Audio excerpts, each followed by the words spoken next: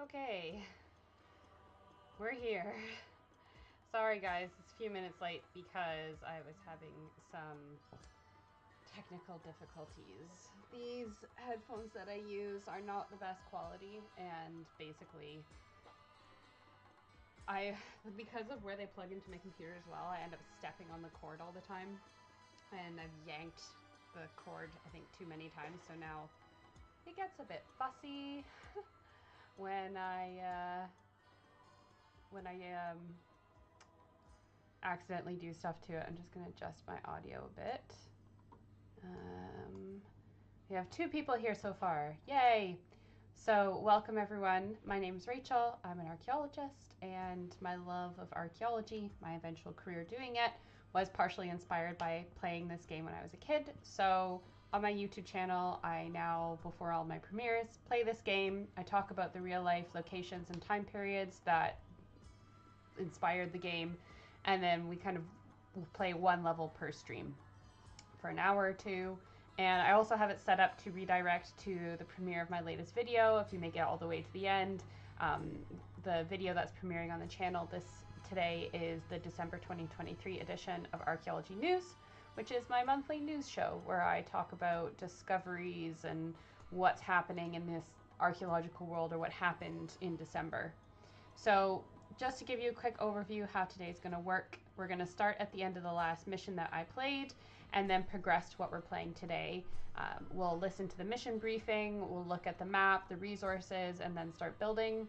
And intermittently throughout the stream, I will play some pre-recorded segments that cover the aspects of this level. And then obviously I'm always happy to take questions. If you have them, just put them in the chat. And yeah, the purpose of these is to have fun, learn something new. I'm not really here to debate with people about really controversial topics. If you really want to do that, you can go comment on those videos. I also have references and the image credits for some of the pictures I've used in the description of this. So if you haven't found my previous streams, they're in the Archaeologist Plays playlist on this channel. Don't forget to subscribe and like this if you have to go, so that you know whenever I have a new stream or a new video. Last time we built the Great Pyramid, one of the 7 wonders of the ancient world. We also built the Sphinx and Khafre's pyramid, and today we're going to leave Giza behind. We're going to move on to the 5th dynasty. So the segments that we're going to talk about today are Userkaf, who's our king, and the 5th dynasty just a little bit, and then Queen Khentkaus, the site of Djedu, and the sun temples, and the sun god Ra. Hi Vivarka, good to see you. Now, something I've done previously in the past was when I finished a last mission, I would then come on to the next stream and let you guys pick which mission we were going to do next. And I kind of switched it up last time, where at the end of the last mission, I let you guys pick what we were going to do next, because preparing stuff for 2 different streams was taking up a lot of my time. So it's a lot easier for me if I only have to prepare stuff for 1 site instead of 2 based on what people are going to pick. So yes, we're going to go right into the game. Play Rachel Lawman and resume family history. So this is the end of the last mission. I rebuilt the Sphinx at the end of the last stream to make the map slightly more geographically accurate. But yeah, everyone's really happy. So everybody picked Djedu, Abusir, and the worship of Ra as our next level. So let's get straight into that. The reigns of Khufu and Khafre have come to an end, and with them so too has the 4th dynasty of Egyptian ruling families. But Lady Khentkawes, a distant member of this family, has given birth to a new pharaoh named Userkaf. And so the royal line continues unbroken. With Userkaf begins the 5th dynasty, an era that promises much change. Userkaf has decentralized the rule of our country somewhat, and has granted more power to local authorities. Now nomarchs such as you are free to handle their own affairs. Pharaoh will not attempt the construction of a massive tomb to house him for eternity, for he has another project in mind for you. Pharaoh has declared Ra, god of the sun and of the kingdom, to be king of the gods, and intends to proclaim his sovereignty throughout the land. Many sun temples already dot the Egyptian landscape, but Pharaoh wishes that the greatest be located at Djedu, in the humid delta region of Lower Egypt. Like most of the delta, Djedu is rich in game, fish, and other wildlife and vegetation, but offers few mineral resources. As such, sandstone needed for construction of the Sun Temple will need to be imported from the quarries at On. Cattle may be raised here to provide meat, though the herds require much straw for fodder. You'll need to clear land in order to create a suitable location for the Sun Temple. Be sure to sell enough of the precious timber you may harvest first, for once it is gone, you may not be able to acquire more. Bedet and Abjadu are always in need of wood and also game. Thus, trade with them should help to offset the cost of constructing this sacred monument.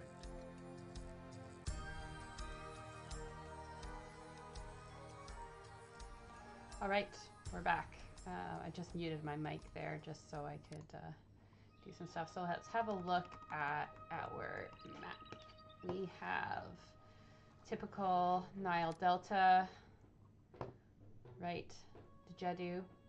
Where this is on the map is actually is roughly correct to where Djedu is in real life. We've got some reeds, we've got some trees, good farmland, lots of trees, more reeds, lots of trees over here. Interesting. Birds, so that means that that's going to be a food source for us. And let's have a look. Raw materials, wood and reed. Okay. Monuments, Sun Temple. Not looking too shabby. Can I rotate this actually? No, I can't. Hi Viverka and hi Valdis. Welcome back to the stream. Happy New Year to you all. I hope that everybody had a good break. All right. Cattle ranch, grain farm, hunting lodge, and fishing wharf. So actually lots of options for food, which is good. Righty here. All right. I'm going to think this like chunk here is going to be my main base because I'm going to have access to kind of two edges, and then I can send people across to cut down these trees, utilize the farmland, maybe. Yeah, I don't think I want to be settled on the other side because this reed bit is going to be essential. Right, so let's focus on some timber, access to timber over here. So I'm going to put in a ferry landing. I said that in a really, really high voice. My apologies. Let's put some stuff here. And this will probably end up being, yeah, we'll have that going. There's 3, 1, 2. It gives me a nice little industry bit.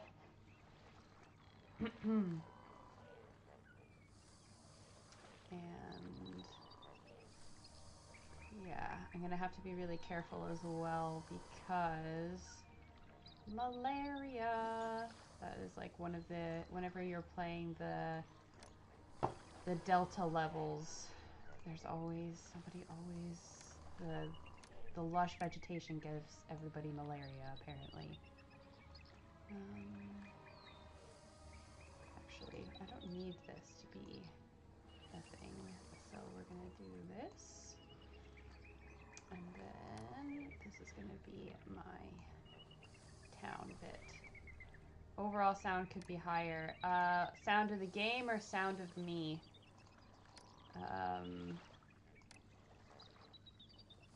So I can turn the game up a little bit more, but it's obviously it's not playing music right now, so you can't really hear that much.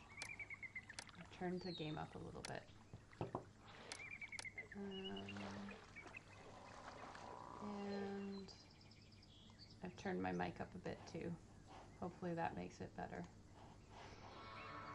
Right, roadblock here and here. Oh. Right,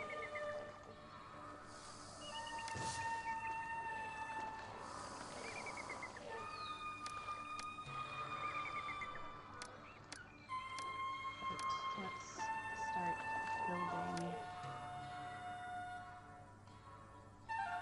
some bits for people. And that, 2 edges there. And I'll use this, yeah, I'll use this to connect to the main road. Right up there.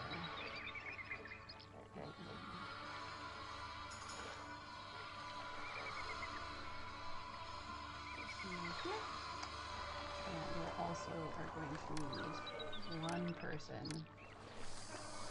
Ah, that's really annoying. Okay. Because of where this, I don't really want to cut down. I don't really want to cut down trees because they're a resource, but I think I'm going to have to.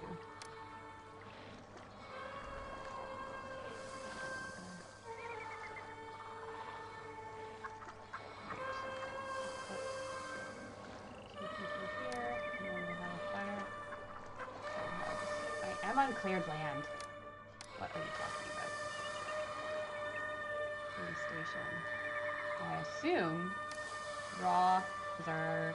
Osiris is our patron god. That doesn't make any sense. Ra should be the... We're building a sun temple for Ra. Why is he not our patron god in this level? That's a choice that was made. I don't think that that was a very correct choice, but that's just me. Okay. So as I continue building my town, I'm going to just play the first segment for you guys today, which is all about Userkaf and the 5th dynasty, which succeeded the 4th dynasty.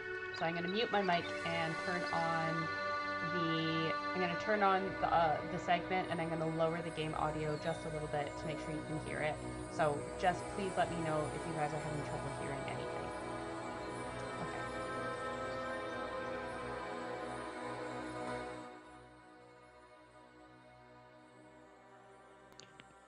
King Userkaf was the founder of the 5th dynasty. His throne name means his Ka is strong. His Horus name was Iri Ma'at, which translates to the one who has accomplished Ma'at. The identity of his parents is uncertain, but he undoubtedly had family connections with the rulers of the preceding 4th dynasty. The exact length of his reign is also unknown, but given the historical and archaeological evidence, the consensus among Egyptologists is that he ruled for 7 to 8 years in the early 25th century BCE. The latest legible regnal year recorded for him is that of his 3rd cattle count. This significant event is believed to have been biennial, so it happened once every 2 years, during the Old Kingdom period, meaning that the 3rd cattle count represents the 6th year of his reign. The same count is also found in a mason's inscription found on a stone of his sun temple. He had 1 queen consort named Neferhetepes, as well as at least 1 daughter and very probably a son who succeeded him named Sahara. His reign heralded the ascendancy of the cult of Ra, who effectively became Egypt's state god during this time. Userkaf may have been a high priest of Ra before ascending the throne, and built a sun temple known as the Nekhen Ra, between the sites of Abu Sir and Abu Ghurab. In doing so, he instituted a tradition followed by his successors for a period of over 80 years. Userkaf also built a pyramid at Saqqara, close to that of Djoser, a location that forced architects to put the associated mortuary temple in an unusual position to the south of the pyramid. His pyramid was much smaller than those built during the 4th dynasty, but the mortuary complex was lavishly and extensively decorated with fine painted reliefs. In addition to his own pyramid and temple, he built a smaller pyramid close to his for one of his queens, probably Neferhetepes. Several fragmentary statues of Userkaf have been uncovered, including a bust of the goddess Neith in his likeness, found in his sun temple and now can be seen in the Cairo Egyptian Museum. This head was found in 1957. It is 45 centimeters high and carved from Guewak stone. It is considered particularly important as it is among the very few sculptures in the round from the Old Kingdom that show the monarch wearing the Deshret crown of Lower Egypt. The head of a colossal, larger-than-life Sphinx statue of Userkaf, also now in the Egyptian Museum, was found in the temple courtyard of his mortuary complex in 1928.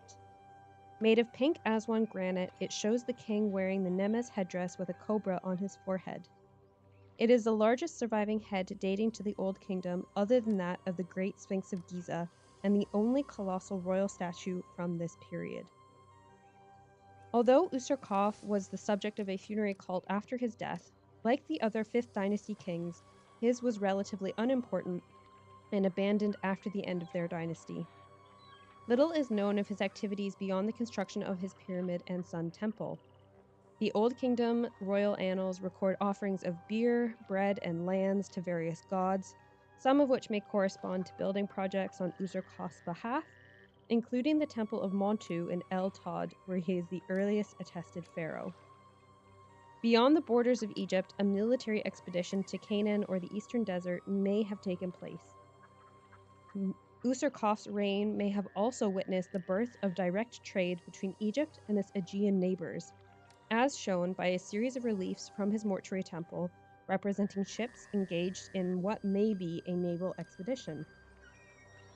Further evidence for this is a stone vessel bearing the name of his sun temple that was uncovered on the Greek island of Kythira. This vase is the earliest evidence of commercial contacts between Egypt and the Aegean world.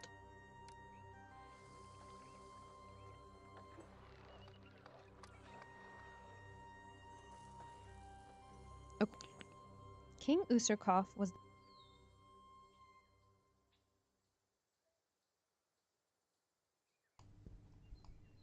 My cat just like scared the absolute crap out of me. Okay, that's the end of our first segment. What did you guys think? Have you come across Userkaf before? I don't think he's particularly a well-known king, but you never know. Maybe some people have heard of him before. Wood.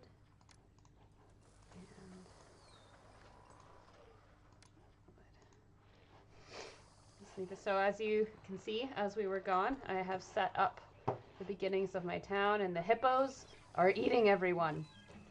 This is the problem with this particular part of the map, is the hippos get angry. But that's fine. Yeah, he had some pretty good statues.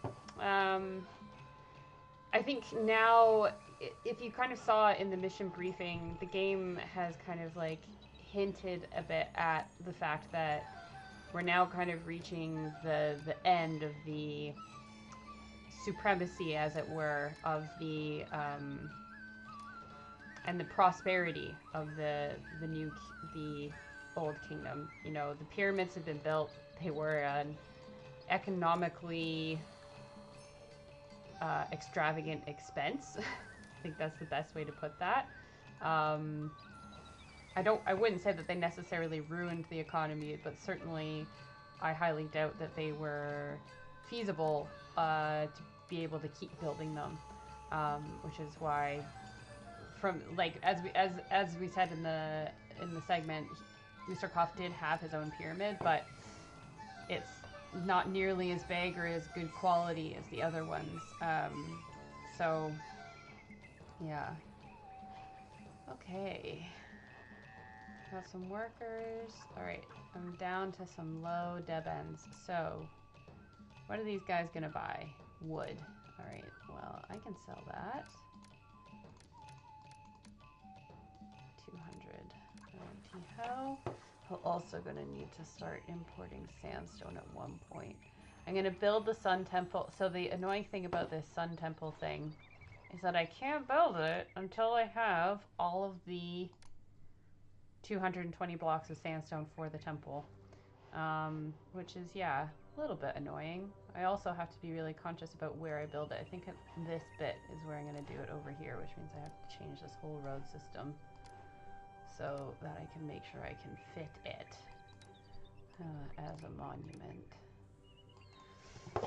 So it's going to come a bit later in the game because I have to buy a bunch of sandstone first, which is annoying, but hey, that's how it is. I'm also going to just put myself a little proto-festival square here. So I think I'm going to have to, let's see, what are my mission goals? Culture 45, Prosperity 40, Monument 13, Kingdom 49. Yeah, this is going to be interesting because for the past mission or two, I haven't really needed much of culture and prosperity. So now I'm going to have to really focus on doing more of that. I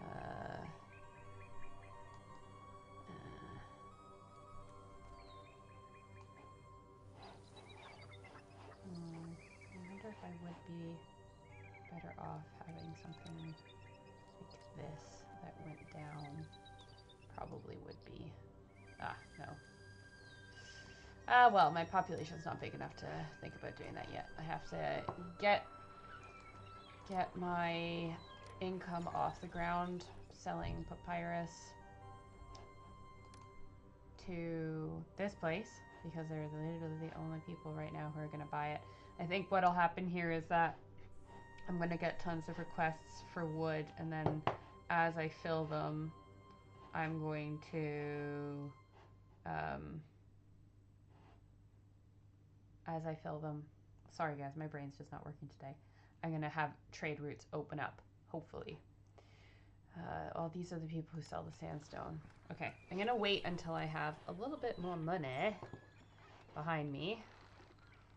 I anticipate I might, since I have this army thing, I should probably do a warship. Just to be safe, but that's 600 dead end. I'm not going to do that just yet. I'm going to wait for granary and fish. We love granary and fish. When is somebody going to come and buy?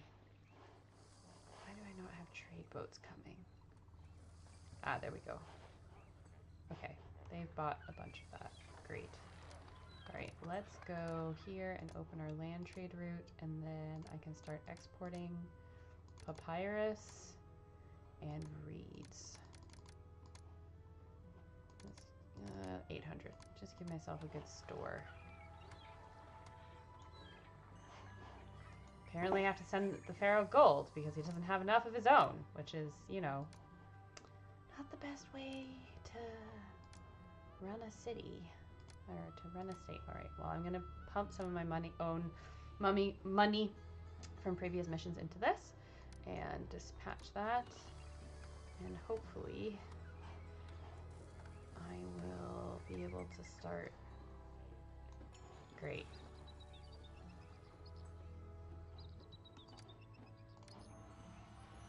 Fixed. Right, that fits there. Oh, got a ton of money now. Oh, it's because people started buying my papyrus and reeds. Fantastic. All right, let's go for a warship wharf over here. And I think I'm gonna do another one over here. But they need to have access to employees. Oh, so annoying. Why? How many people do I? Oh, 4,500. Okay. I'm gonna need a much bigger city than what I currently have. I think I'm gonna have to start expanding across this bit. So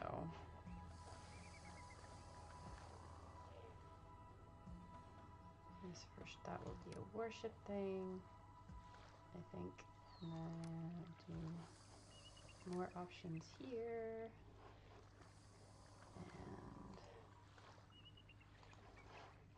And fine to there. And then I'll start building a bit of a settlement for everyone to live in. The chat's a bit quiet tonight. Is everybody tired? I'm tired.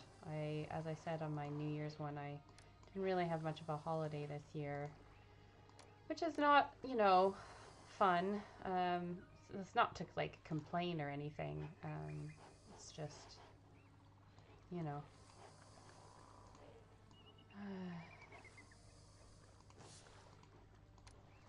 That's just the way it is.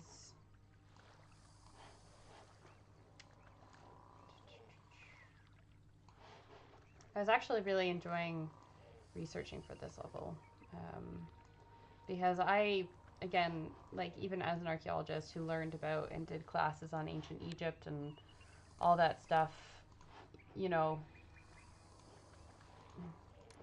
the sun temples weren't, I don't remember ever coming across them when I was learning about ancient Egypt. I don't know if we maybe only had like a quick lecture on them or what, but I think they were probably zoomed over just a little bit because, you know, you had, sorry to say this, but you had more important things to focus on. All right, let's do a hunting lodge here, and I'll have a granary right. Well, when all these people get out of the way, we'll have a granary just over here.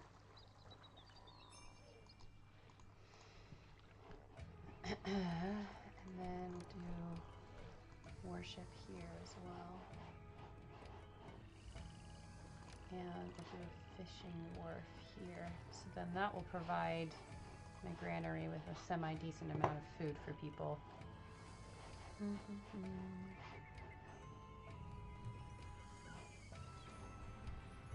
Okay. It's ridiculous that I don't have a clay pit, can I just say. I really would have liked to have a clay pit here because A, you need pottery for everything, and B, you're in the delta. You're gonna have clay everywhere, right? Like in the rest of the game, the closer you get to the desert and the grass goes away, then you can't have a clay pit anymore. This place is full of grass! Why can't I have a clay pit? Alright, so I've got 2 warships. So hopefully, if anyone invades me or requests stuff, I can at least send those guys out and make my life a little bit easier. Righty-ho. We've got Bass, Ra, and Osiris's temple. We've got shrines to them up here to keep them happy. I'll put in an apothecary because, you know, malaria. Everybody's got it. Nobody wants it in this region. And then hopefully, let's see, where's my unemployment? 21%. Okay. Let's do another work camp over here. And then I think I'm gonna, it's a trick. I'm gonna put potters so they're technically employed, but I don't have anything for them, so that's fine. 3/4 of the yard. So I'll also have to do the same thing with breweries as well. Temple, again, temple complex to Osiris. It should be to Ra. I don't know. Well, I guess, oh, okay, you know why? I'm going to explain to you why. It will make sense in a minute when I play our segment on the site about why our main god here is Osiris and or Osiris and not Ra. Although, like I said, I find it, yeah. It's weird that we're building a sun temple to Ra, but the main god here is Osiris. It really doesn't make sense.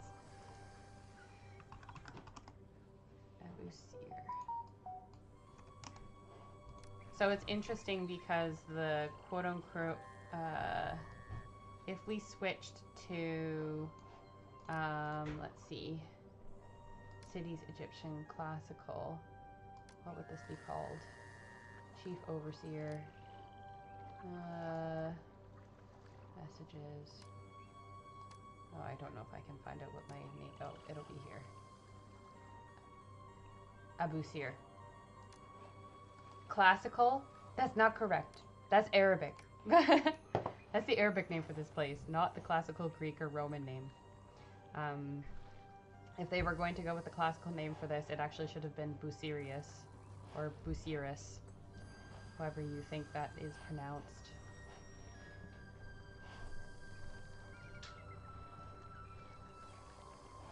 Right, okay, I've got quite a bit of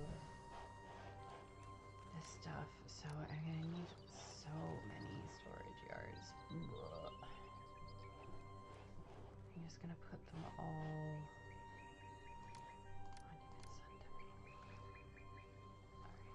so I'm going to be able to build it here. So what do I want to do? No, I'm just going to put all the storage yards here, and then I can get rid of them later if I need to. Because I need tons of storage yards for my sandstone, because you have to have it all stored up before you actually build it, which isn't how any of the rest of our buildings work, but it's just the game mechanics, I guess. So I need 220. Let me just do some quick math on my phone because I can't do it in my head. So I need 220 blocks of sandstone to start this project, and each storage yard holds 24. So what's 2220 divided by 24? Any guesses in the chat? Feel free to put your guess in. The answer is 9. So I need 9 storage yards full of sandstone for this level, which is just kind of crazy. Fill up a quarter of the yard, and then so I just got a request from Pharaoh for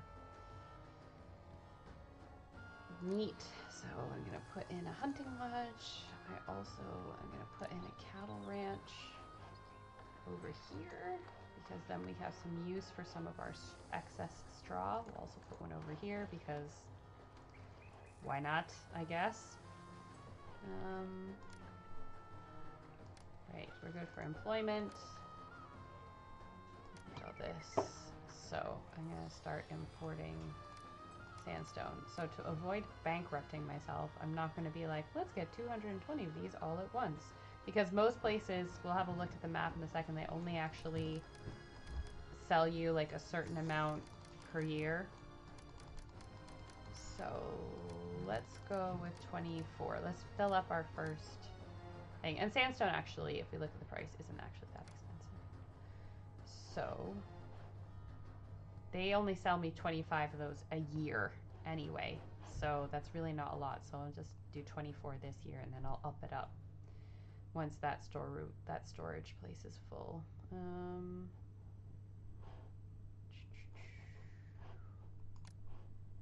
have lots of this. Export. What else can I export? I can export that once I can make it. Okay.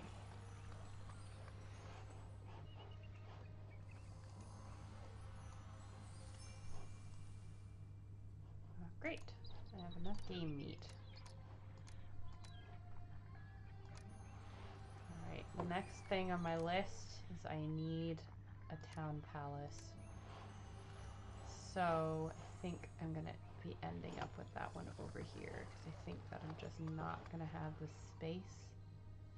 Actually, haha, yes. This is 100% where I'm putting this.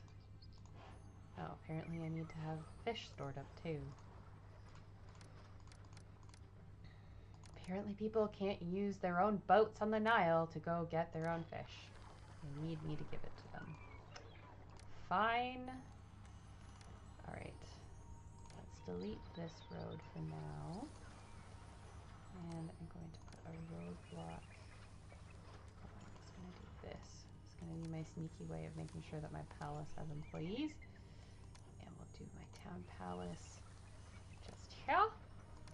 We'll do a firehouse here, and then we'll have the architect's post here, and I'll tie things off with a festival square because eventually, yeah, Osiris is resentful of the fact that I haven't thrown a party in his honor yet. So, oh great, they're going to give me more sandstone. Fantastic. Right, so as you can see, our sandstone blocks are filling up in our courtyard. Fantastic. I wonder if am I maxed out on the amount of papyrus that I can sell to these people? Reads 0, 1500.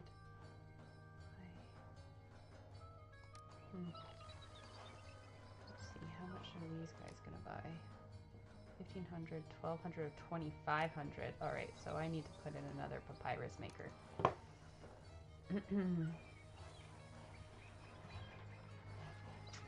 And I'm going to put in a nice medium statue just here, facing in towards the city. I've said this before in the stream, but it is actually kind of, you know those things where it's like, I was today years old when? I played this game throughout my entire childhood and early and like adult. I've played this game throughout my entire life. There isn't a point where I would say that I like actively stopped playing it. And very embarrassingly, I didn't realize that you could change the statues until I replayed it like 1 or 2 years ago. So like I spent the entire game, pretty much my entire life of playing it with just using this statue placed this way, and the other two, the small and medium presets as well. The things you learn. Alright, these guys have been waiting patiently, so let's give them a bazaar so they can get some food.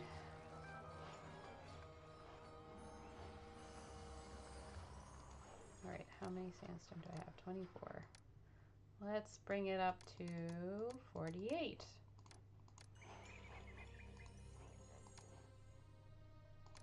We'll do a festival for raw.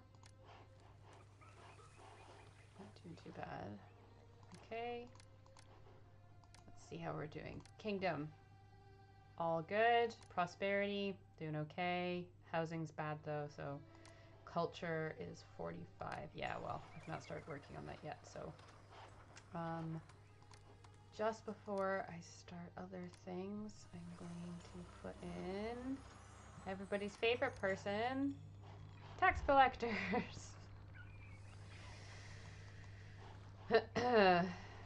Yeah. Oh, also.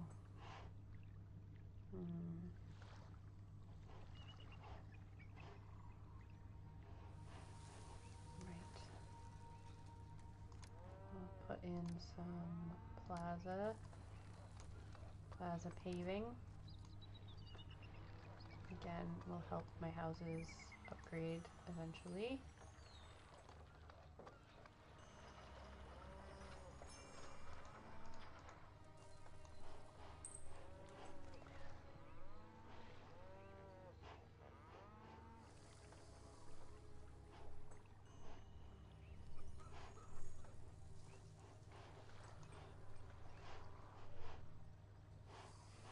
I'm gonna put a work camp and put some farms over here so that these people can also have some more food than just a carnivorous diet. That's actually one of the really interesting stories that is going to be in Archaeology News this month, is a study that was done about the diet of people living in like what is now Ukraine and Moldova, that found that actually they had a primarily vegetarian diet, which probably is gonna make some people mad, but I think it's pretty cool. Okay, these people, they're not quite selling anything I need right now, so I'm gonna just leave that. And Uber Eats is emailing me. Not a promo, but, you know, I'm trying to be good and not eat too much takeaway this year, so I think I've been a lot better at that than I have been previously.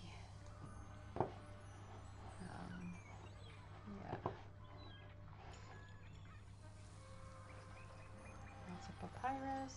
Oh, we're up to 5 concurrent viewers. I think the highest record I ever had was like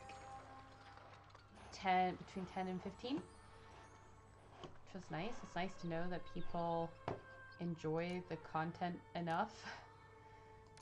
Alright, well, we'll export when we're over 1,000. And then I'll send that to... Just wait for that to build up. Alright, who else am I? Okay, Bast is going to get annoyed if I don't do a festival to her. We're at 48. How's our... Finances are doing okay. Alright.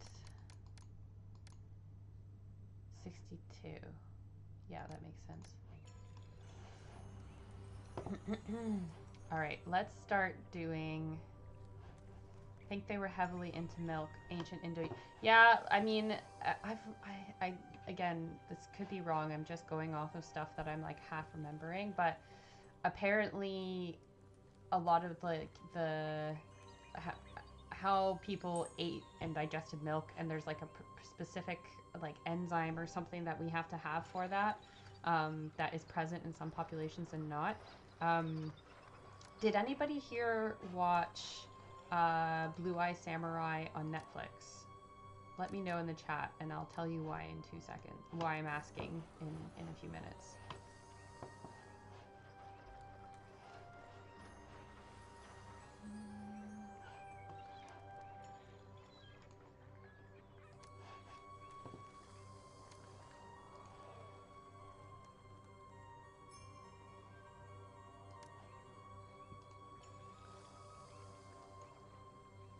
No, first off, I thought Blue Eye Samurai was great. It is very much an adult TV show.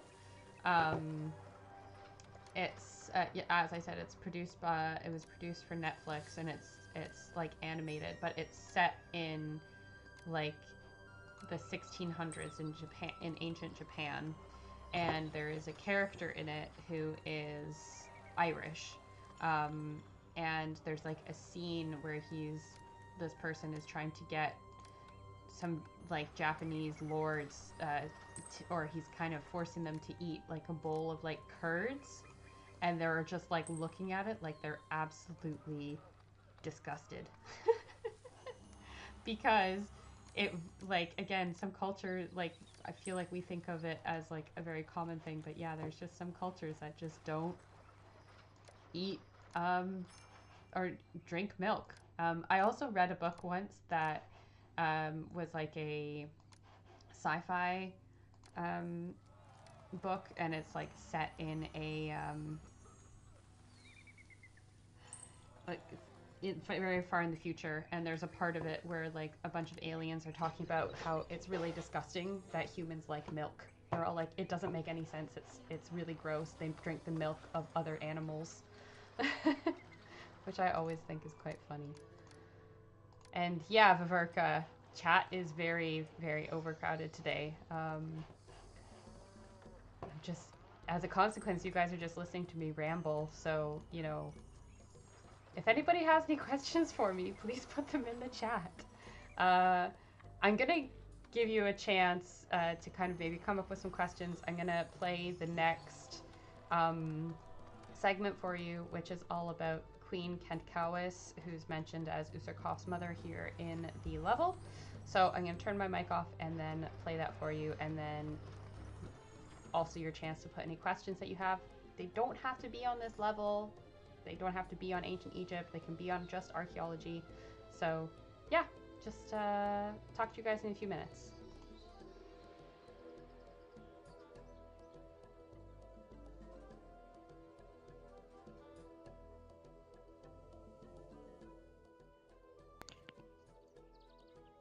According to the mission briefing, Lady Khentkawes is Userkaf's mother, and while she did exist, her relation to him is unproven.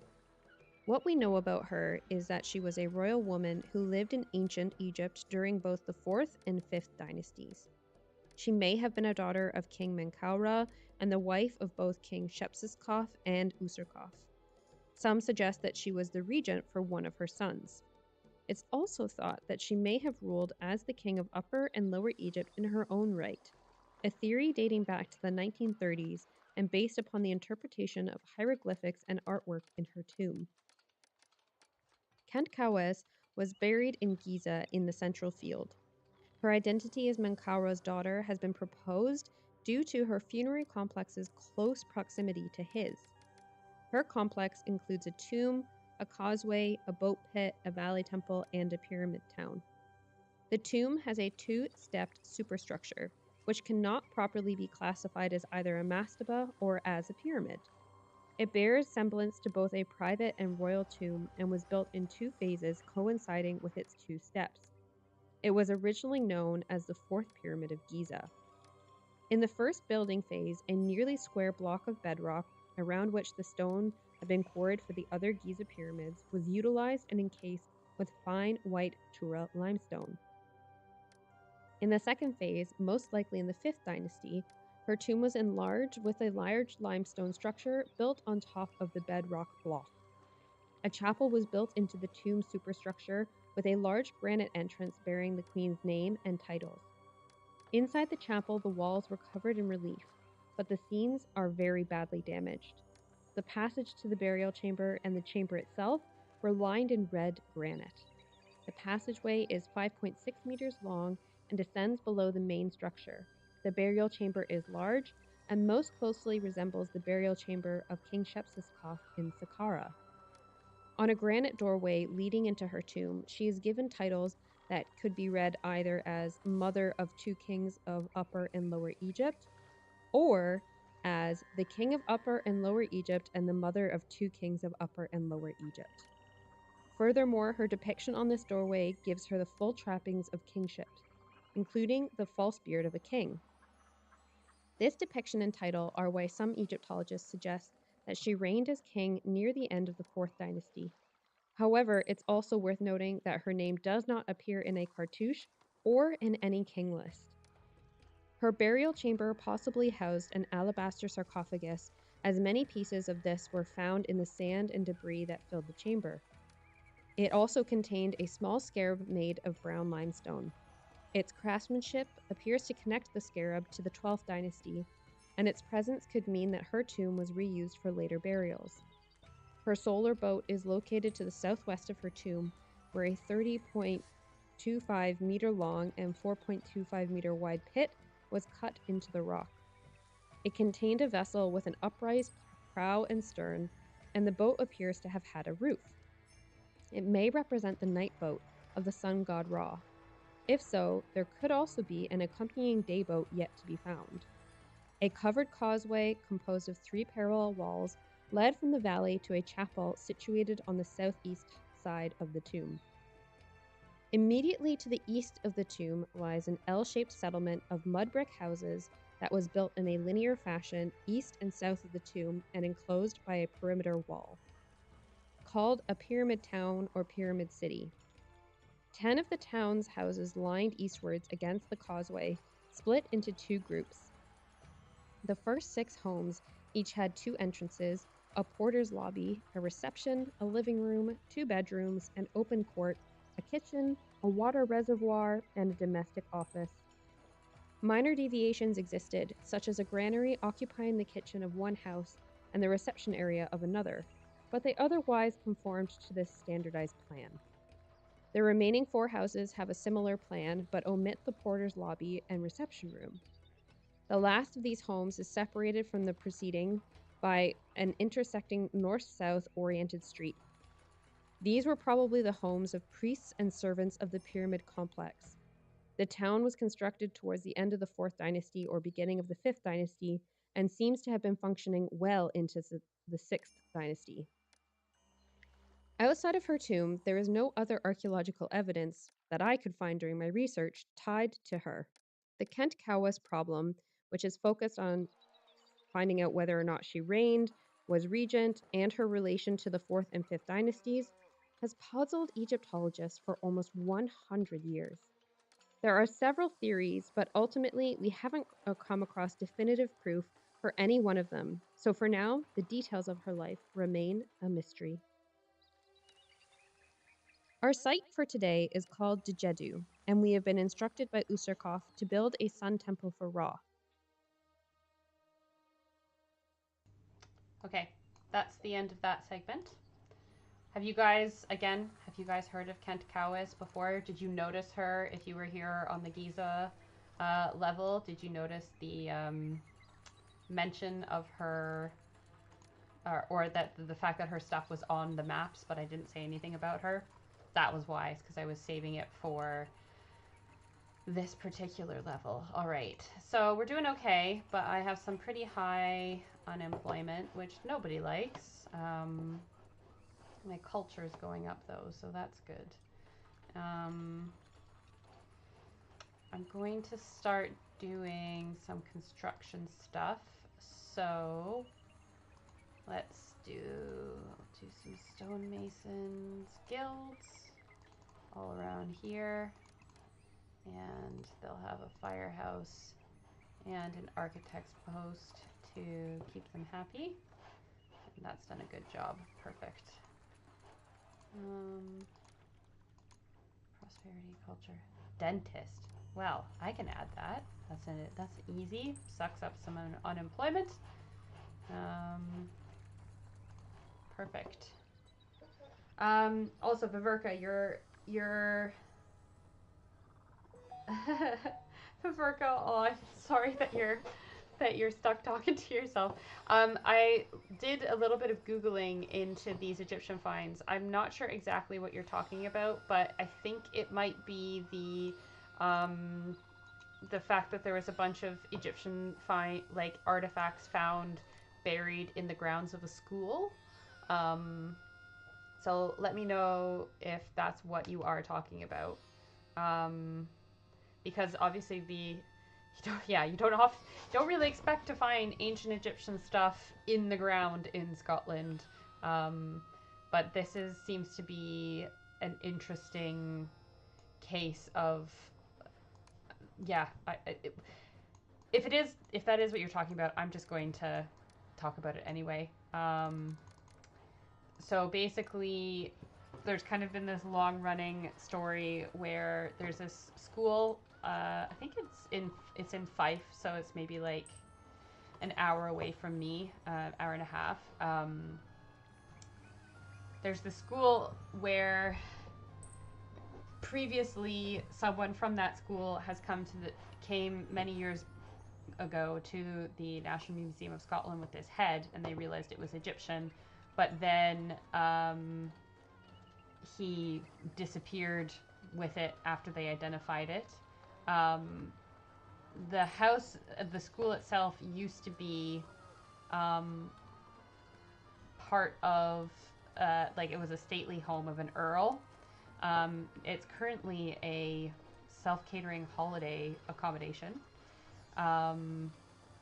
But they think that these things that were found, all of these artifacts that were found on the property were because, what's the news story say? One possible explanation is that they were acquired by Alexander, Lord Balgany, the heir to the property, who visited Egypt in 1856 with his two sisters to improve his poor health after falling ill during service in the Crimean War. But he returned to Britain weaker and died in 1857, aged 24, from tuberculosis. It's possible that grief and the sad association of the antiquities with his early death prompted someone to dispose of them.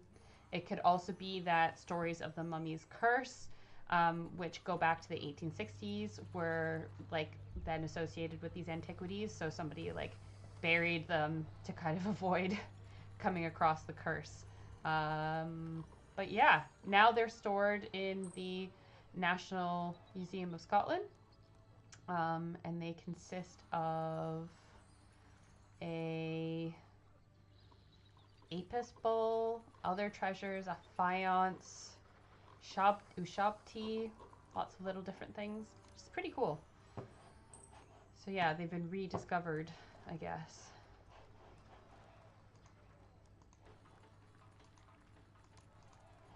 Right, how am I doing for culture? 45, mortuary. All right, so the mortuary means I don't have a weaver. It means I have to import linen, which I can do. We'll do 200 for now, and we'll put it in this. And I'll put a mortuary in here. Let's do a festival. Why? Osiris is just not happy because I haven't built a temple complex to him yet. So since he's going to be annoying about it until I do, I'm going to put in a temple complex to Osiris with an altar of Sobek and an oracle of Min. Alright, is that so? Is it? Actually, I don't remember. Was that Sobek? Oh, I think so. I'm getting him mixed up with Set for some reason. And let's give these guys a little bit of an upgrade. Give them some beautification. Have some nice houses. It'll also serve to upgrade my prosperity. Perfect.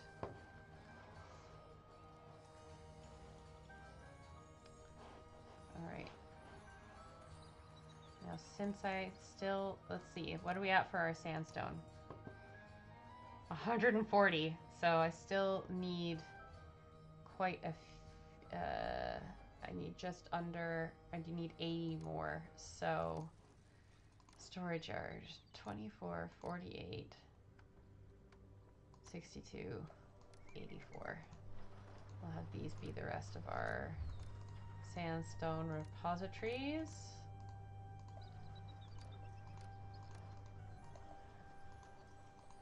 This is the most annoying bit, is that I can't, like, I need to, I hate that I have to, what is this? I am on cleared land. Okay, that's going to be right next to it. That's fine. I can get rid of these storehouses later if I need to. I have 2 granaries, and there is plenty enough for the harvest, guys. I don't know what you're talking about. I'll do some beautification here as well. These guys don't get so annoyed about their detriment to their proximity here. Why are the straw guys not going to the... That's weird. Actually, let's do another cattle ranch just to have some fun with it. Right.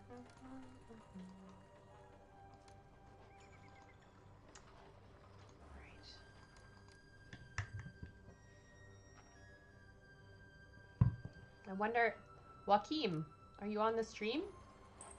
I haven't seen Joachim on stream in a while. He usually has some pretty good questions for me.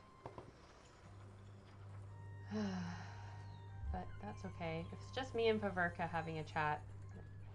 I have an unrelated to channel content questions. Would you rather live in London or Edinburgh if given the choice? Well, I live in Edinburgh. But I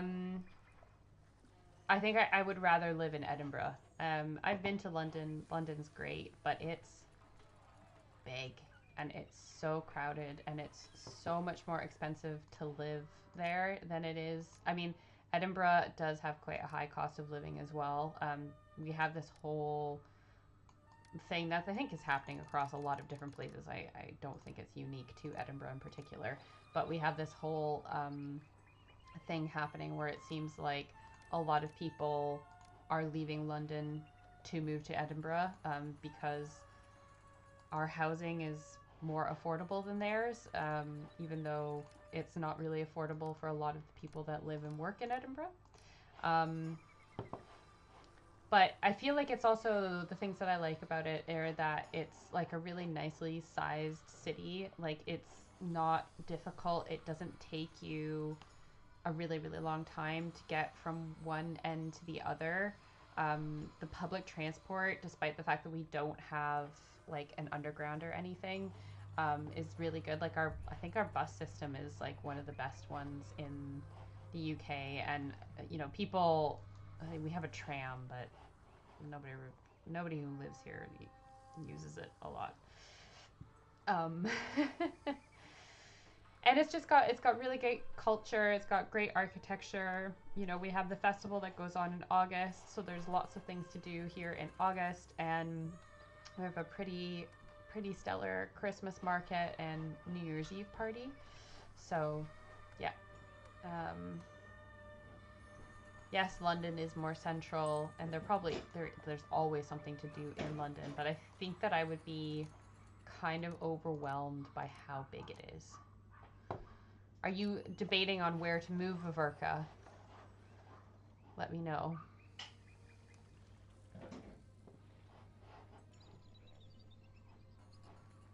I have to get my population up to 4,500 by the end of this level. I don't know if I'm going to be able to swing that.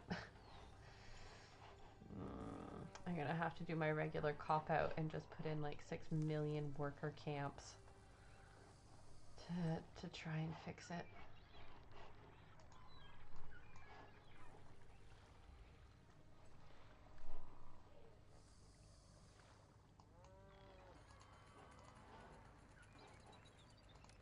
I'm not too far off from my scribal schools. Okay. So I'll do a scribal school here. And I'm gonna have to start importing beer, I think. Well, I'll wait till I'm done importing the sandstone, because then that's one import that I can kind of cancel out. Want to live in the UK for a change, at least something to dig there. Yeah, I suppose. If you feel comfortable, where are you now? Because there is archaeology everywhere in the world, generally. To be fair, though, as I'm sure you're probably well aware, there is a difference between, the availability of being able to dig stuff. But I will say, yeah, the UK at the moment does not particularly like people immigrating there. That's just the government stance, which as an immigrant I obviously do not agree with. So they're quite hostile to that, but you can definitely come to the UK and like go on a dig. There's a company called Dig Ventures, which does like they do you pay to go and dig on a dig in the UK, and it's like it's a teaching experience. You don't have to have lots of previous experience digging or anything to do it. So yeah, that's always an option. If you can't stay here for a long time, then that's always an option to do for like a bit of a holiday.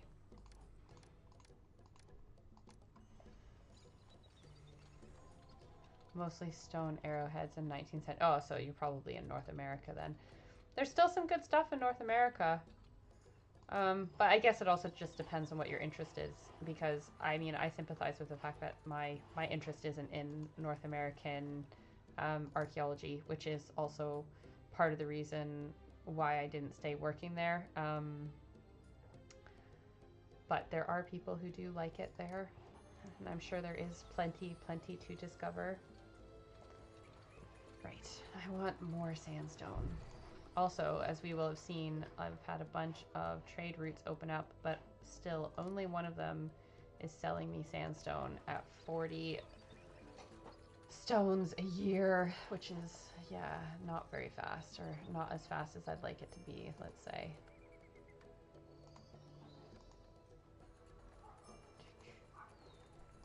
What are we at now? 196.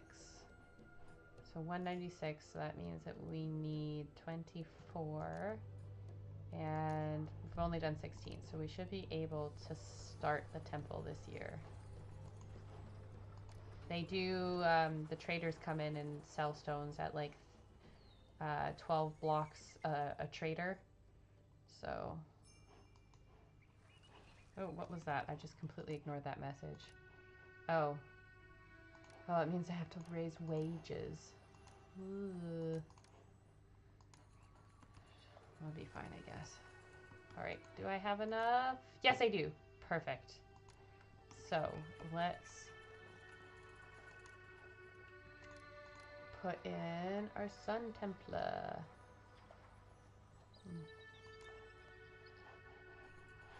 Perfect.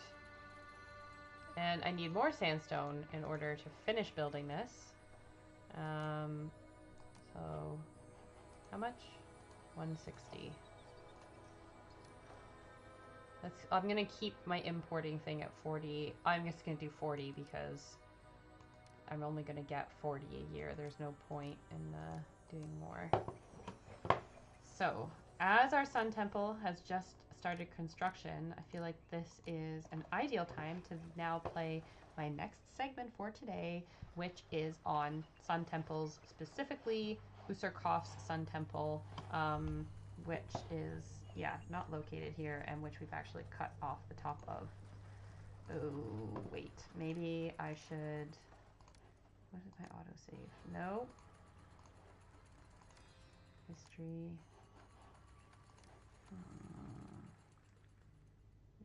22 blocks. So, monuments, Sun Temple. Oh yeah, okay. So I'm gonna see if I can put it like right up here. And then hopefully we can get the top of it. We'll see. All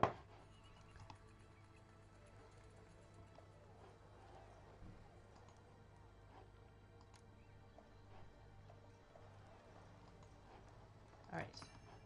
Perfect. Yes. Okay. I need to do this. I'm also just going to create a save file in case this backfires on me. Djedu. Monuments, Sun Temple. Close enough. Just missing the very top. That's fine. I can live with that. All right, I'm gonna turn off my mic and play my next segment for you. Uno momento.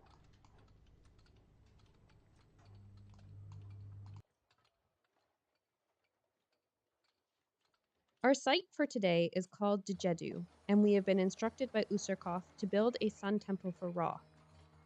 Both this monument and site are real, but as far as I could find, they're not related at all, really, in real life. Djedu is the Egyptian name of the chief town of the Ati Nome/province, and it's located in the Nile Delta. The Greeks called it Osiris, which is the name that it's more commonly referred to in a lot of the literature that I came across.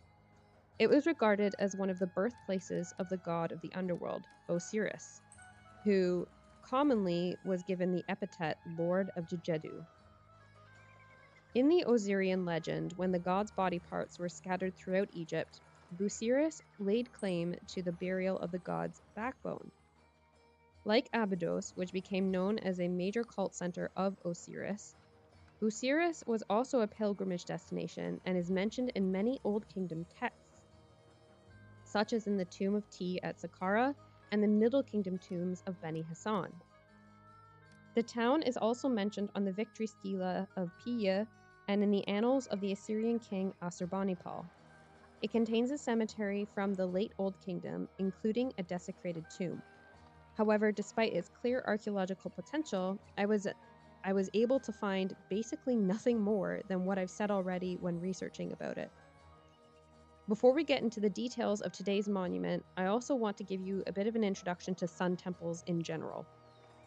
The term refers mostly to temples built by 6 or 7 pharaohs of the 5th dynasty during the Old Kingdom period. However, sun temples would also make a reappearance 1,000 years later under Akhenaten in the New Kingdom. They may have been originally modeled after an earlier sun temple in Heliopolis, or On, as we played it as. 6 or 7 temples are thought to have been built, but only 2 have been found so far, those of Userkaf and another king called Nyuseerra. The other kings associated with having sun temples are Sahura, Neferkara, Reneferef, and Menkaure. The 8th king of the 5th dynasty seems to have abruptly stopped the building of sun temples. The uncovered temple of Nyuseerra is the best preserved, in particular the central altarpiece, which includes a sacrificial altar composed of a number of alabaster hearts.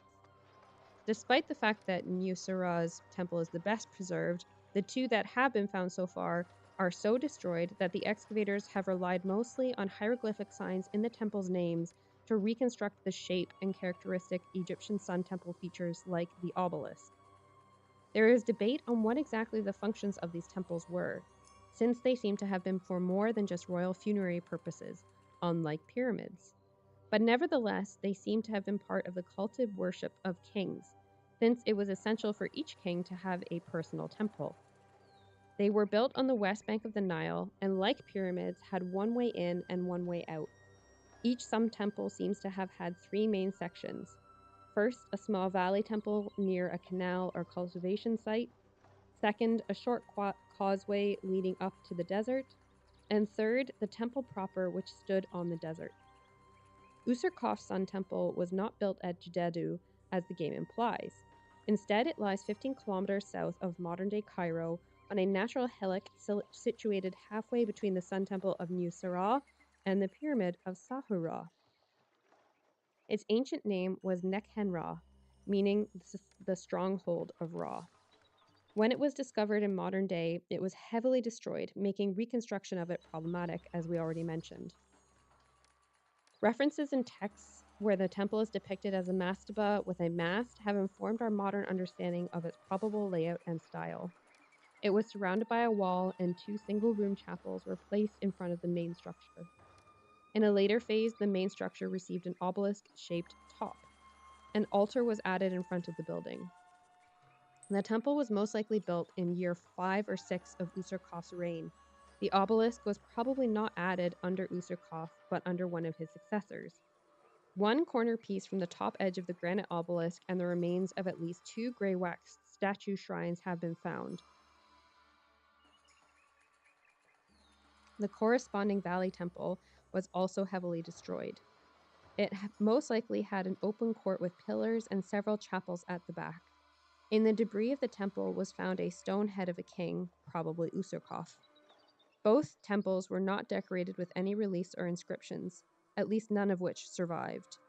However, many seal impressions were found at the main temple.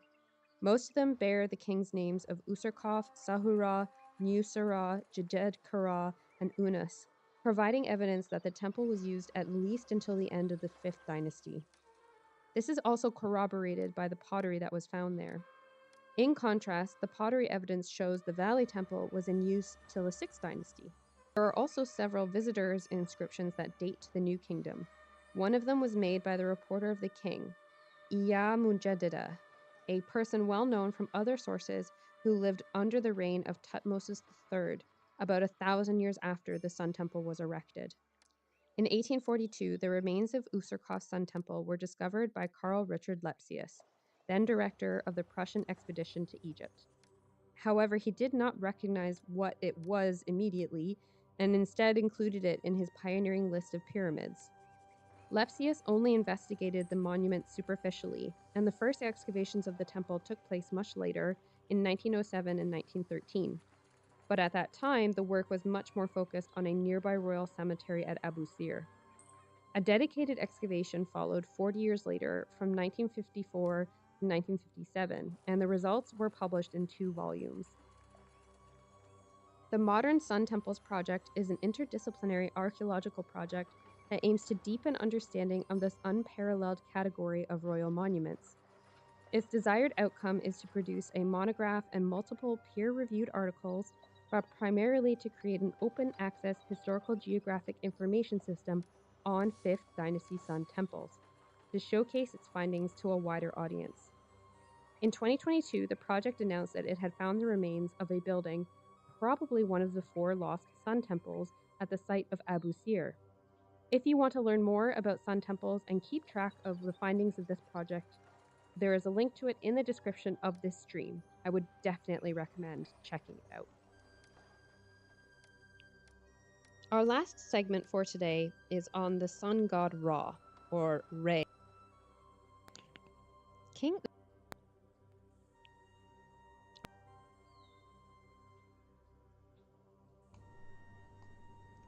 Okay, so that's the end of that segment, which I mean, that worked out really nicely. It ended basically as we finished this little temple, which I think is a really nice representation and follows these like sun temple plans that we've kind of what we think they look like pretty well, as well as being like nice and colorful. This is something that I always like bugs me when I see people talk about ancient Egypt, as they think of it as this really like sad millennial beige place. When they loved garish colors, they loved things that were colorful. But yeah, Viverka, couple comments in the chat. Watched the Egyptian 1954. I have not seen that. Was it any good? Made me think of sun worship of Akhenaten was a precursor. I mean, a lot of people say that sun worship of Akhenaten is a precursor to monotheism, or that he was the first like monotheist in the world, which I mean is and isn't true, because yes, he didn't want people worshiping the other gods of Egypt at that time, but it was also like we don't know how much of it was politically motivated to try and take back some powers from the priests of Amun, who had become, or Amun Ra, who had become very powerful. I don't know. He might have indeed experienced like a religious awakening, fervor, whatever you want to call it. Is entirely possible. But the key thing to remember is that yes, he wanted to only worship the Aten, which is like the solar disk. So it's kind of part of Ra, but kind of isn't. They're associated together, but they're also not. But he also still thought of himself and the kings of Egypt as gods. So I think that's a pretty, or like as the gods representative on Earth. So that's a pretty, I think that's a distinction, or that's how it was explained to me at one point, of why it's not quite the same as like Jesus and Christianity, or Islam and Muhammad, or like Judaism, other like famously monotheistic religions. But yeah, okay, let's beautify this. Okay, so we've finished the Sun Temple. Fab. I just have to look at my, oh. Ooh. Sorry.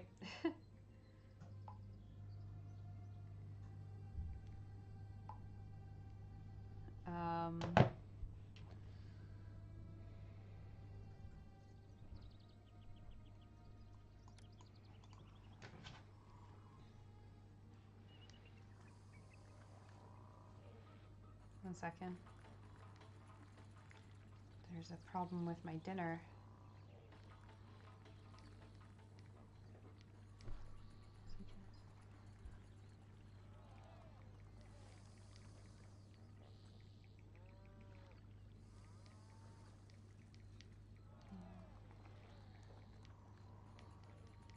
Sorry, guys.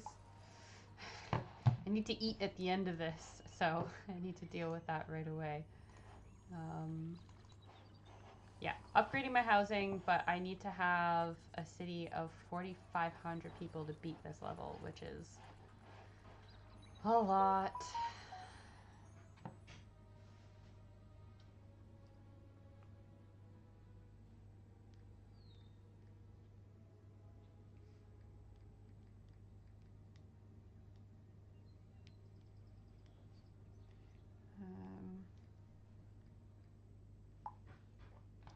Okay, 84 people, so I've got 2766, so I'm over halfway.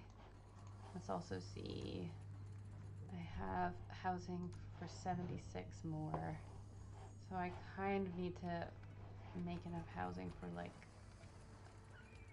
1,000 people. Okay, I'm gonna do it over here. So, well, this will have a good impact on desirability. There's also lots of food over in this half. 1, 2, 3, 4, 5, 6. Okay. And I'm just gonna make basically a giant neighborhood, and we'll see if I can manage to swing this within the last half hour. I think I can. I have faith in myself. I have faith in my city building skills. I've got 24,000 debens to work with here, so I'm not too worried. Righty-ho.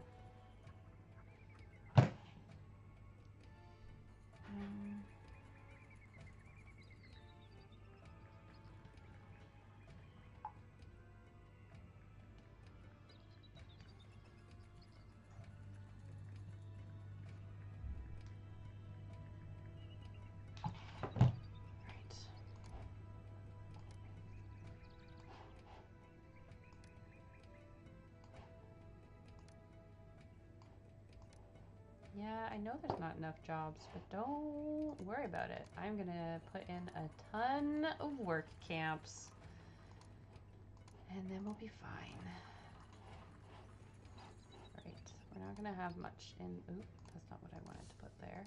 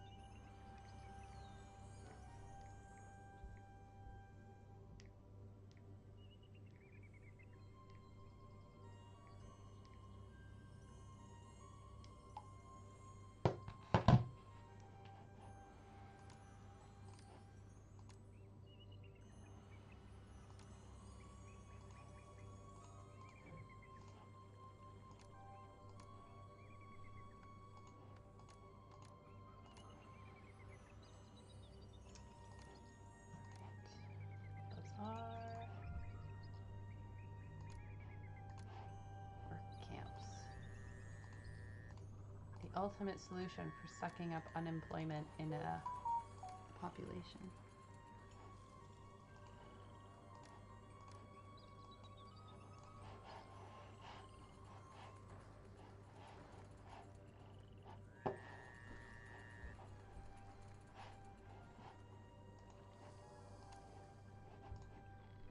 I'll put a granary over here as well, so then there was actually...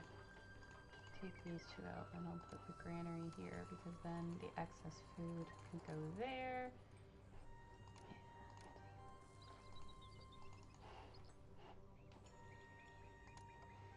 Tax collector. Oh. Do I have a tax collector over here? Yes, I do. Okay. Oh, now I don't have enough people. That's fine. I'm getting there.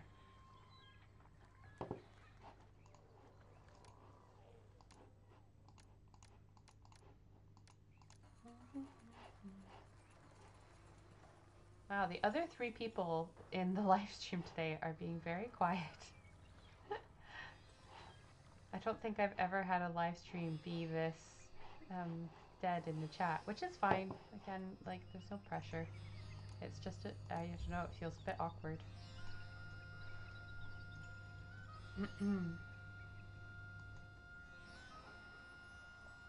I just, you know, I hope that you guys are enjoying the content. Right.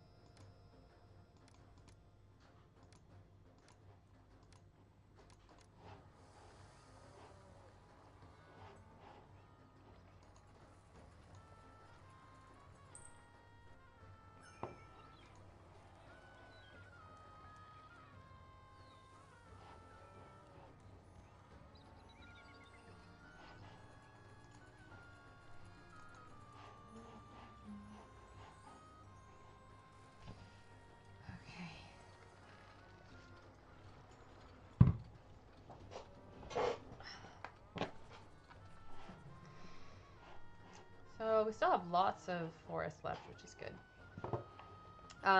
Oh right, I meant to after the Djedu segment to kind of like rip this apart. So as I said in the segment, the Djedu / Abusir Bana, as it's actually called in real life, and the Sun Temple of Userkaf are in no way related. They have basically taken two features of, I guess, his reign or two cities and smooshed them together. I anticipate they probably moved this level up to the delta just to provide a little bit more like dynamism, because obviously we've been spending a lot of time in and around Giza and Cairo building pyramids for the past like little while. So I think they probably just wanted to move us to a different spot and then cover a different city.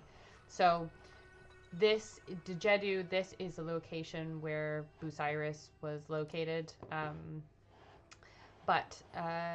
there was no sun temple here, and it's a place that does not seem to have been extensively archaeologically excavated. Oh, the cat's screaming. Why are you not happy? Are you not happy? She's probably just trying to scream for her dinner, which is her favorite thing to do. I have a very chatty cat. She is my spirit animal in many ways. Alright,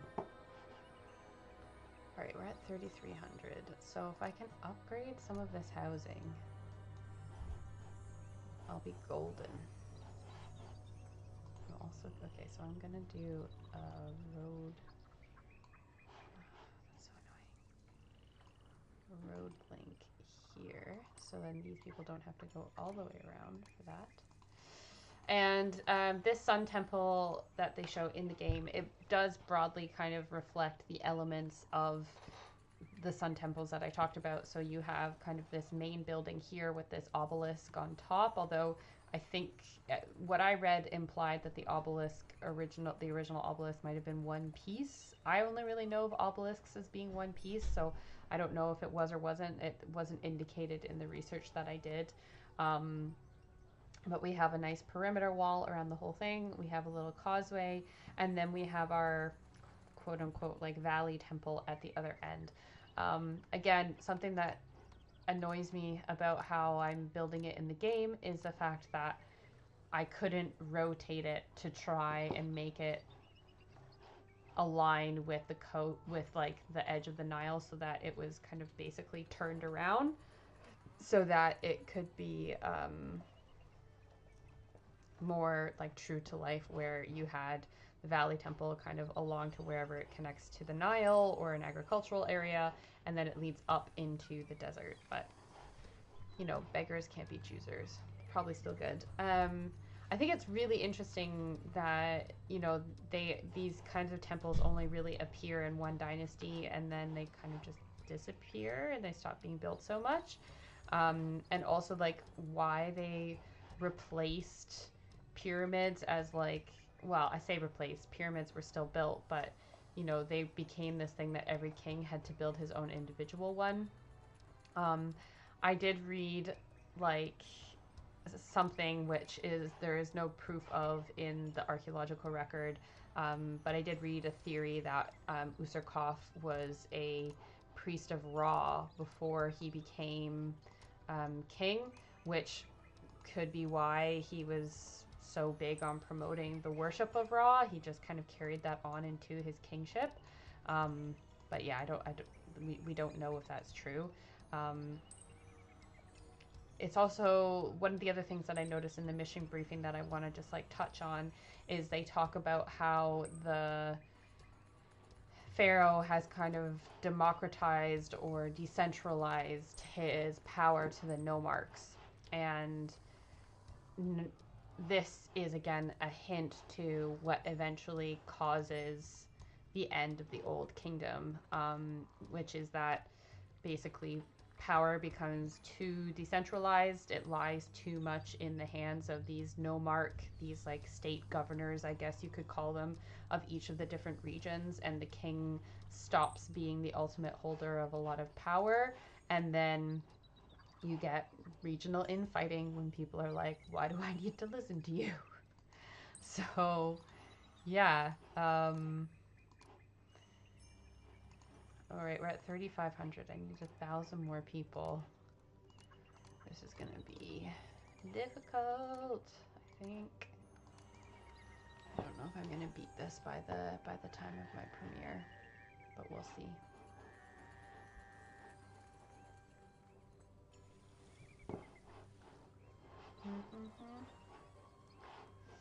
But yeah, basically the Old Kingdom, we still have the 6th dynasty to cover. I think our king for the next level is going to end up being Pepi, who was one of the longest lived kings of ancient Egypt. And hopefully, and then we'll probably move into either into the intermediate period. I don't think that the game really covers those bits, but yeah. I think the Old Kingdom is more fascinating. See, I like all aspects of it, but I really do have a soft spot for the New Kingdom. I think, you know, it is kind of like the height of that civilization and of this civilization and their achievements. But, you know, it's kind of like it's a difficult thing to pick favorites for. Sorry, I thought my cat was behind me. Just have to move around. Also, do you guys like my hoodie? This is my like giant fleecy blanket sweater with Central Perk on it that I've had for like a year. It's quite chilly today in the UK, so I'm trying to make sure I keep warm without having to spend a ridiculous amount of money on my heating. In case, I don't know if any of you attended the New Year's stream beside Viverka, but I can't remember if I mentioned this or not, but basically while we were gone over Christmas, we had a cat sitter coming in every day to check on our cat and play with her and do all that stuff. Our boiler was acting up, and around Christmas it just stopped working, which is, yeah, it's not really ideal.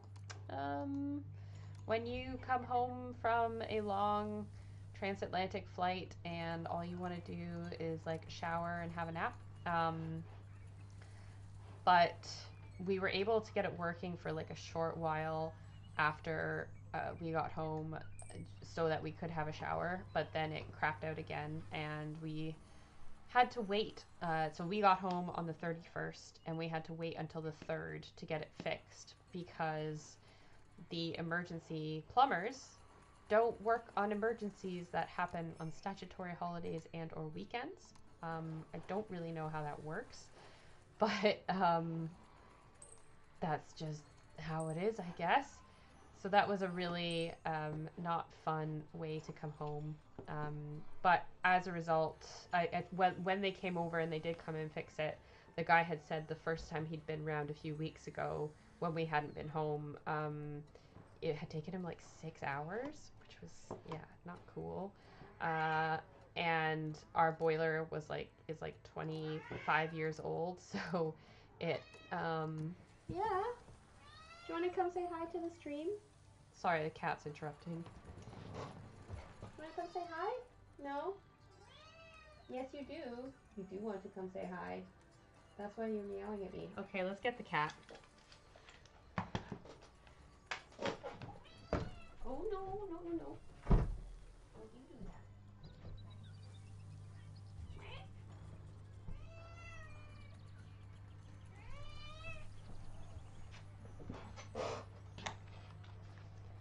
Say hello. Oh, I can't even see her. There we go.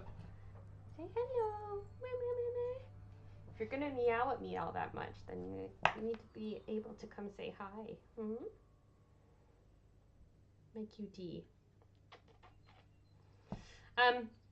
Yes, our boiler's 25 years old, and as a result of the fact that it caused so many problems, we're now getting it replaced.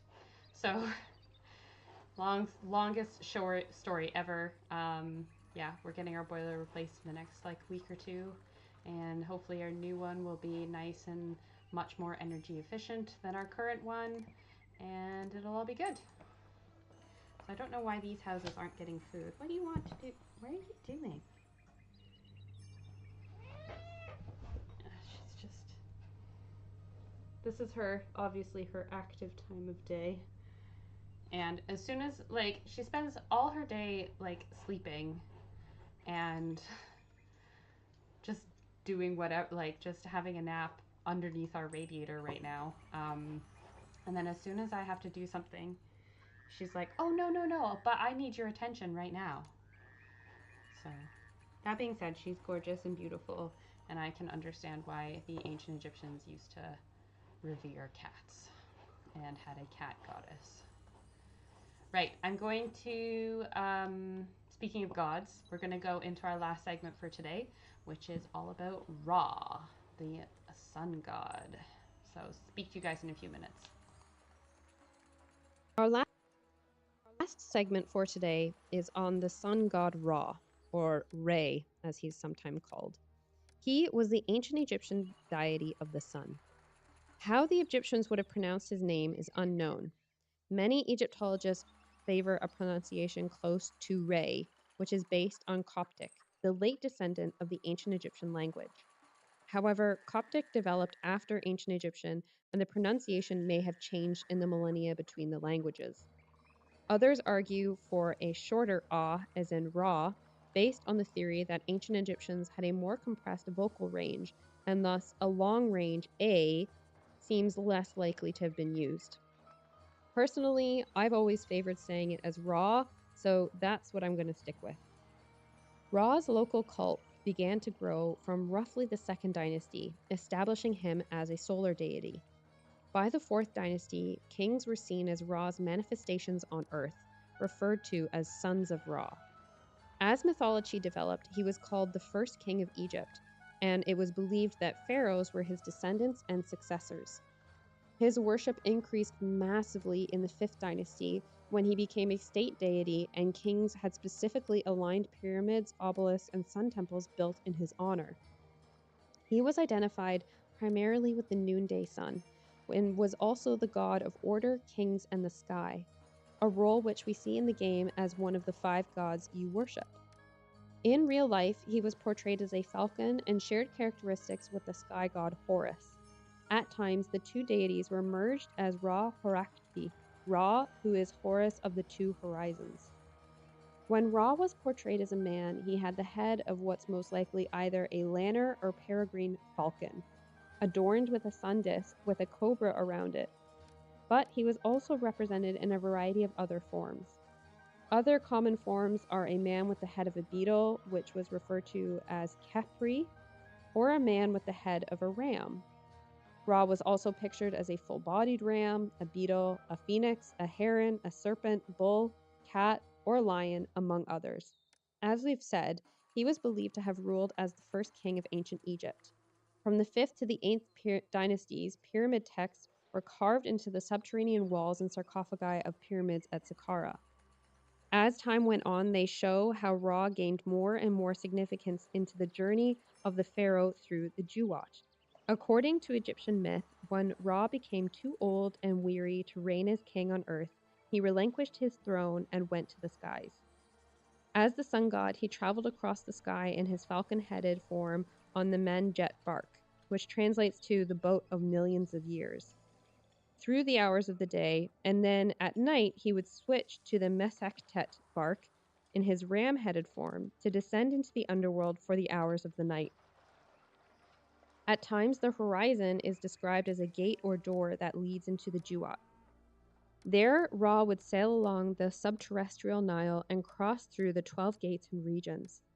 Every night, Apophis, also known as Apep, a giant snake that embodied darkness and disorder, attempted to attack Ra and stop the sunboat's journey.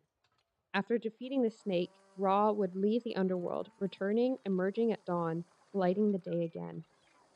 His chief cultic center was Ayunu, the place of the pillars, later known as Heliopolis, or in the game as we know it, On, and it's a level that we have already played.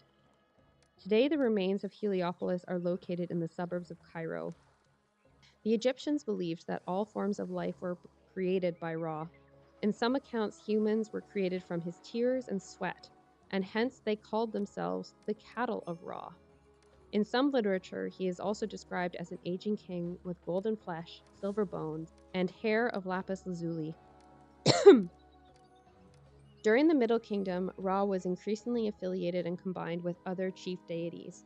And when the god Amun rose to prominence in the New Kingdom, he was fused with Ra to become Amun-Ra. Also in the New Kingdom, the worship of Ra became more complicated and grand. The walls of tombs were dedicated to extremely detailed texts that depicted his journey through the underworld. He was said to carry the prayers and blessings of the living with the souls of the dead on his sunboat. Many acts of worship included hymns, prayers, and spells to help him and the sunboat overcome the attacks of Apophis. However, as with the rest of the Egyptian pantheon, the rise of Christianity in the Roman Empire put an end to nearly 2,000 years of worship of Ra and his compatriots.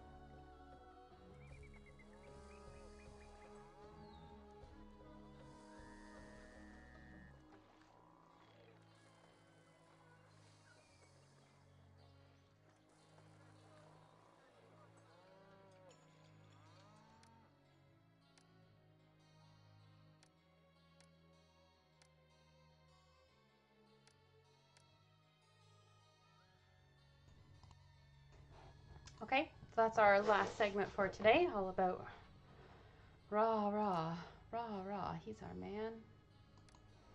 Well, he's our god, I guess. I'm just trying to get my houses to the point where they can level up enough to get me to my population goal for this level, but I suspect it's not going to happen. However, I am also wondering if maybe I need to put my... Is there any goods that I'm like trading between the two things that I need besides beer? Yeah.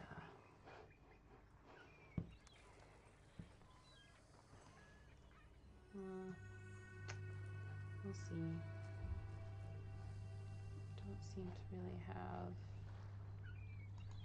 I don't know why we came. This city never Right, this trades. guy's selling a bunch Short leave of is boring. clay, but I don't know who's using it because none of my potters have any of it. So, where's it all going?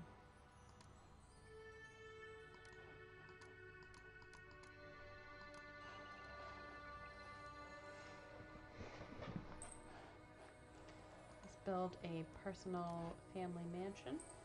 And again, can spend some time getting some extra income for a level when I'm struggling. I don't know why we came. This city never trades, and the short leave is boring.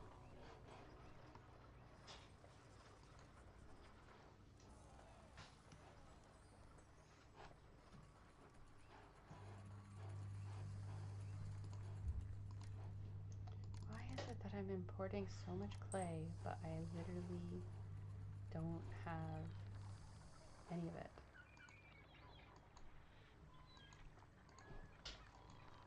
Like, I don't understand.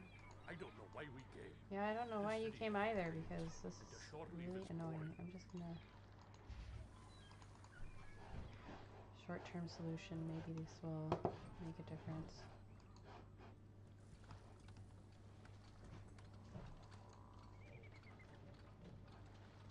Maybe I should also just import. I need to open a trade route. Clay and pottery. I'm just gonna import some pottery. And hopefully that will help me out.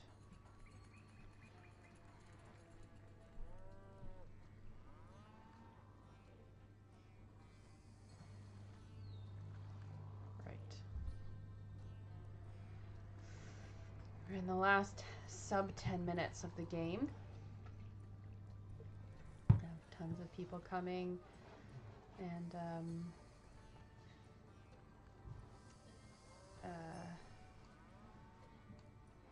someone's ship ran aground because they don't know how to, because despite the fact that they've been in Egypt for how long, they don't know how to navigate their way around the Nile flood. Okay.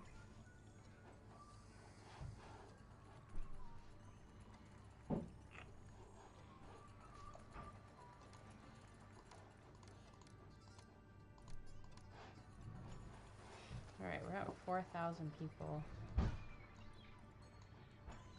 Oh, come on. People not liking these granaries being near them, like, at least it means that you're close to food. Cat statues everywhere.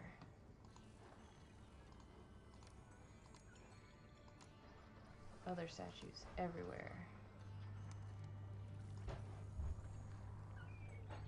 Fill this place up with so many statues, they're not gonna go, what? Hit them.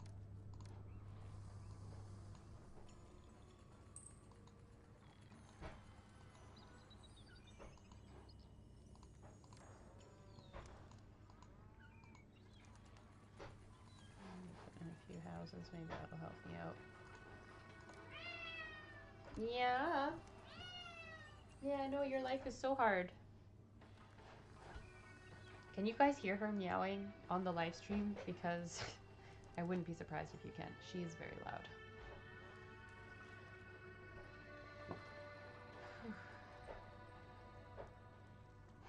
Righty-ho. Alright. So I've gotten these houses leveled up to a point. That's good. And I need 500 more people living here.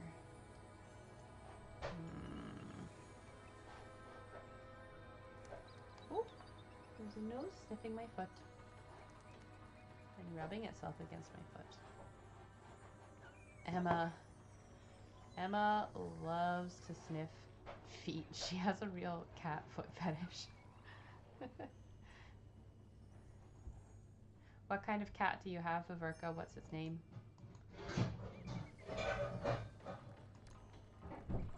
Oh.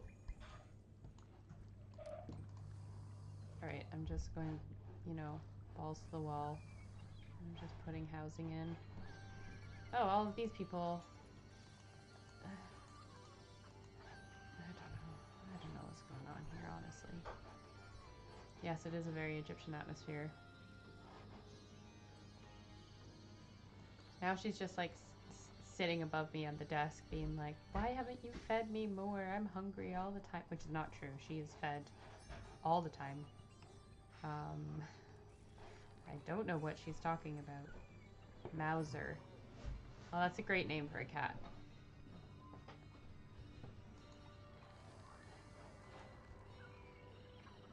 Did you know that the first recorded name for a cat comes from Egypt? It is, there was a Prince Thutmose, who had a cat that he loved, passed away, and he like had it buried in a sarcophagus and everything that had its name on it, and its name was Nedjem, which means sweetie. Which is the first, like, I think it's the first instance in history when with like the recorded name of a pet cat, because previously we just assumed that people didn't really give them names because they were like more feral rather than like kept as pets in the same way. Certainly the Egyptians had a really interesting relationship with cats because they, you know, Bastet and Sekhmet, they had like cat goddesses, and I think even gods in terms of like lions, but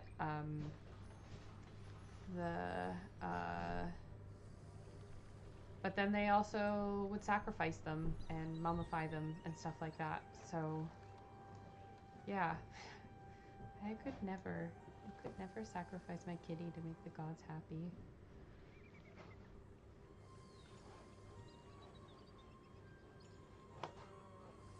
Right. I wonder if I should just... Alright, well I've got a bunch of people. 280. Housing for 182 more people. I wonder, you know what, I'm just gonna I'm just gonna put in so much housing. I'm gonna put in so much housing, and then hopefully that can just tip me over to the edge into 4,500 before my prosperity thing goes way down. I'm just watching this tick over. Come on, come on, come on, come on. 50, 45, 13, 80. I'm so close, guys. I'm so close. No! It's this stupid pottery. I can't keep the pottery going enough. Oh, oh, oh. I say that. Okay, 1 second. We're going to do a save. Maybe I'll get to 4,500. Yeah, come on. You can do it. No. Oh, this is just playing with my emotions in a way that I do not appreciate.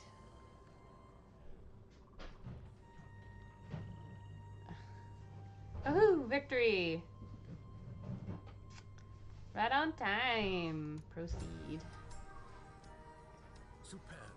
The glorious sun temple you have built honors both Ra and Pharaoh. I know. Even if it's not in the right spot. Oh, so we get another choice. Again. Decline of the Old Kingdom. Alright guys, we're going to put this in a poll. Do you want to play Dakhla Oasis or Dunkel Oasis? I'm going to put it in the chat and you will have 2 seconds to put in your votes for our next level. Play next time.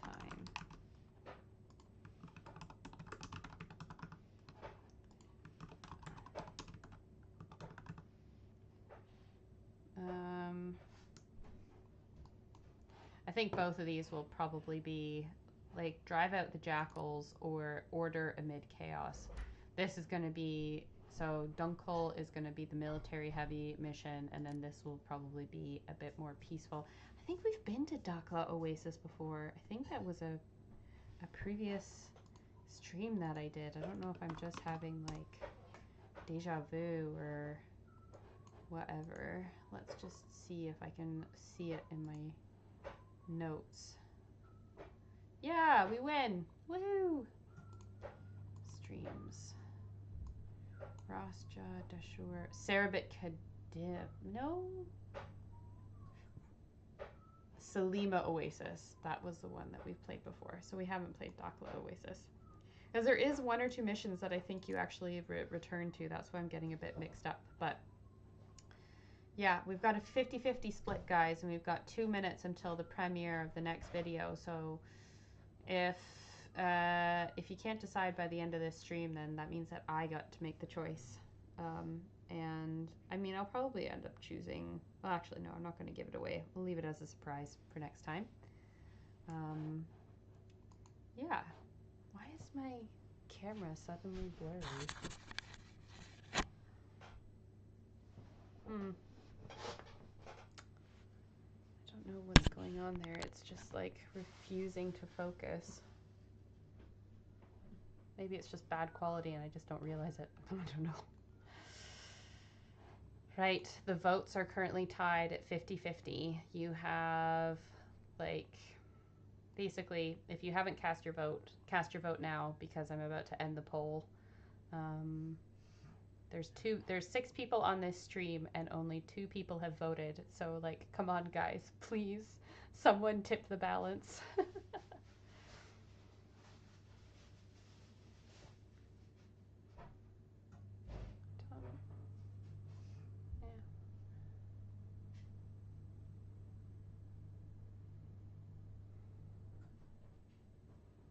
All right, well, we've not had any more votes, so that means that I get to decide. I have to go into my premiere now. I'm going to end the stream. You guys are going to get redirected straight into the premiere. So for anyone who wants to stick around, I will see you there. Thank you so much for coming along today. I hope you learned something new. I hope you learned something fun. I hope you had a good time and have a good rest of your weekend.